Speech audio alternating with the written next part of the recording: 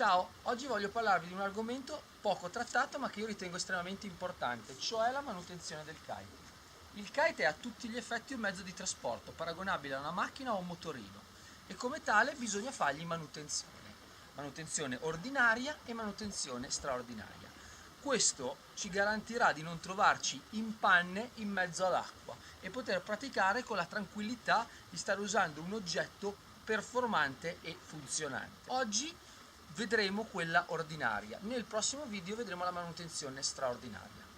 Ogni qualvolta armiamo un kite è il momento ottimale per controllare alcune sue parti e vedere se necessitano di manutenzione. Quali sono queste parti che vanno osservate? Il tessuto, le camere d'aria, i bladder, i punti di aggancio delle briglie e le linee della barra. Analizziamo più nel dettaglio questi aspetti. Partiamo dal tessuto. Quando a fine giornata ripieghiamo il kite per riporlo dentro la sacca è il momento migliore per guardare il tessuto, verificare se ci sono piccoli tagli o fori.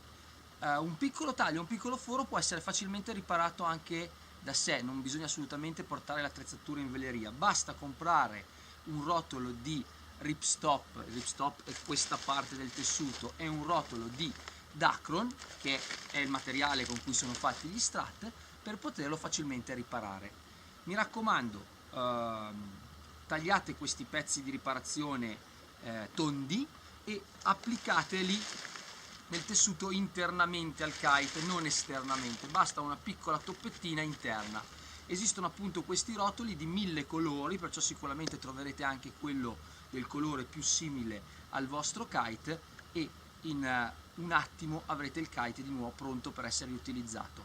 Se questi piccoli fori non vengono riparati, alla lunga possono diventare veri e propri strappi sul kite anche durante la pratica. L'altra parte da analizzare è il punto di aggancio delle briglie. Come potete vedere sono già molto rinforzate perché su questi punti di aggancio si crea tanta trazione, il kite scarica tanta trazione.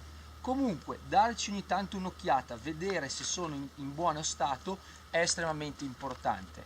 In questo caso, se dovessimo vedere delle lacerazioni o delle perdite di punti di fissaggio, è necessario andare da una veleria e far rinforzare questo punto. Va da sé che la rottura di uno di questi punti di aggancio durante la pratica può diventare estremamente pericoloso.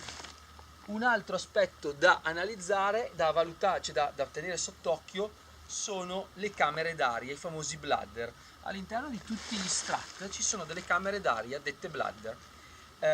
Quando si va a gonfiare un kite per poi collegare le linee, è un ottimo momento per guardare se si creano dei twist. Praticamente gonfiando, andando in pressione, vedrete che il tessuto inizia leggermente a torcere. Questo è un segnale che il bladder interno non è più ben posizionato, la camera interna non è più ben posizionata. Anche qui, prima interveniamo meglio è, perché se arriva a torcere tanto potrebbe creare anche un'ernia e scoppiare.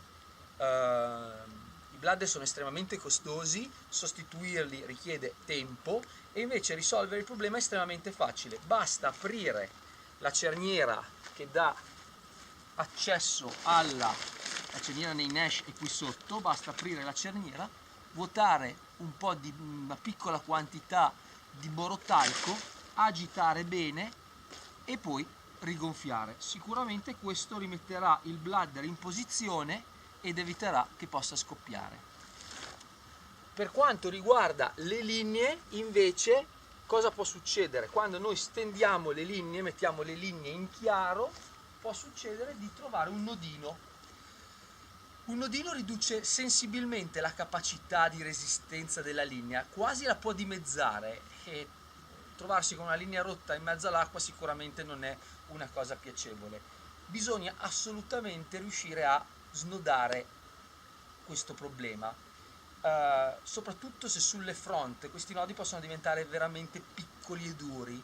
Non usate nulla di acuminato o affilato perché rischiate di indebolire la fibra della linea, io di solito cosa faccio? Lascio la linea immersa in acqua per una notte, eventualmente parto con un po' d'acqua tiepida calda, la lascio tutta notte in ammollo, il giorno dopo prendo una pinza piatta, non quelle zigrinate ma quelle che hanno la superficie di contatto liscia, schiaccio ripetutamente il nodo in tutte le direzioni e generalmente a questo punto con le mani si riesce a riaprire. Questa è la manutenzione ordinaria, questo è il controllo che ogni kiter esperto dovrebbe fare ogni qualvolta arma o disarma un kite.